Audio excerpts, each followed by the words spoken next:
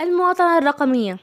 يهدف هذا المشروع إلى إكساب أبناء المجتمع المحلي وطلاب التعليم العام والعالي في النطاق الجغرافي مهارات التعامل مع المواطنة الرقمية، ومعرفة إجراءات الضمان والحماية الرقمية، وحمايتهم من مضار الاستخدام السلبي للتقنية ووسائل التواصل الاجتماعي.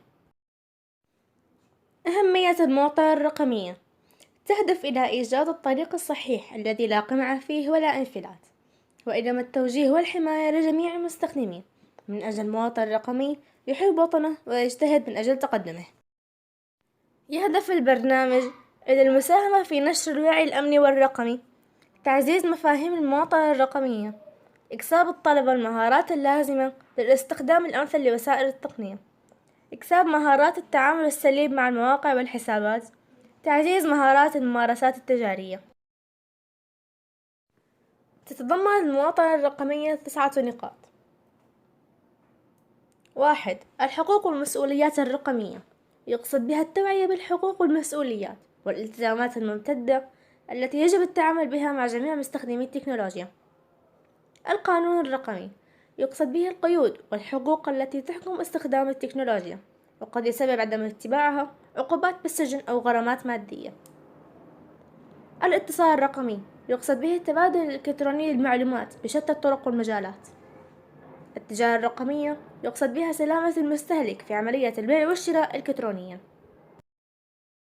الثقافة الرقمية، تعني عملية تدريس كل ما يتعلق بالتكنولوجيا بهدف الاستفادة منها، كما تهتم بالتحقق من صحة المعلومات المتواجدة بها. الوصول الرقمي، يقصد به دعم المجتمع للمشاركة في العالم الرقمي وتزويده بالأدوات اللازمة وتوظيف التقنية في كل المجالات. الأمن الرقمي، يقصد به الإجراءات الوقائية التي يجب على جميع مستخدمي التكنولوجيا اتباعها لضمان سلامة شبكاتهم وأطفالهم من الانحراف.